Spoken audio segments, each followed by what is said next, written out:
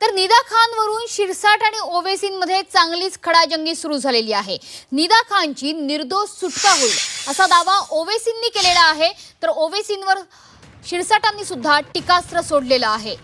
सुशिक्षित मुस्लिम तरुणांना त्रास देण्याचा प्रयत्न असल्याचा आरोप ओवेसींनी केला। मात्र ओवेसी काय न्यायाधीश झालेत का हा प्रतिसवाल, खोचक सवाल शिरसाटांनी केलाय। आरोपीला सपोर्ट करणं हा गुन्हा असल्याचं सुद्धा संजय शिरसाटांनी म्हटलंय।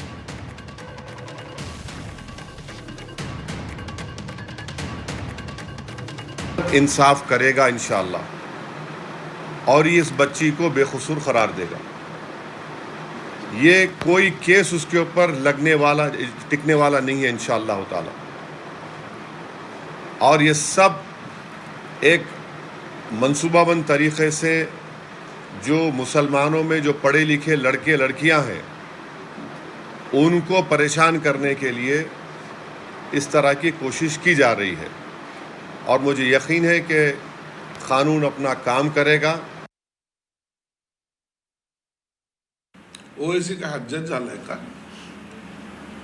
बॅरिस्टर आहे ना, त्याला एवढं तर कळायला पाहिजे की एखादे आरोपी आरोपपत्रामध्ये असेल त्याला सपोर्ट करणं हा तेवढाच मोठा गंभीर गुन्हा आहे। कायदा कळतो ना, बाबासाहेबांची घटना मानता तुम्ही?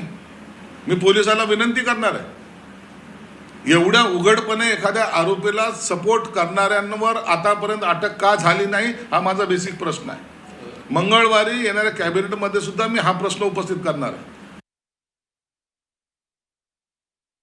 हीच एमआयएमची मस्ती मगरुरी जी आम्ही बोलतो की एका बाजूला अशा प्रकारची घटना घडल्यानंतर सावध पवित्र भूमिका घेण्याची आवश्यकता आहे, पण गिर गया तो भी टांग ऊपर, चूक केल्यावर सुद्धा आम्ही त्याच्या मागे आहोत अशा प्रकारचं बोलणं म्हणजे बेशरमपणाचं आहे। याचा अर्थ याला एमआयएमचा पाठिंबा होता का, एमआयएमचे इशी काही धागेदोरे जुळत आहेत का, याची सुद्धा आता सखोल चौकशी करण्याची या ठिकाणी आवश्यकता आहे।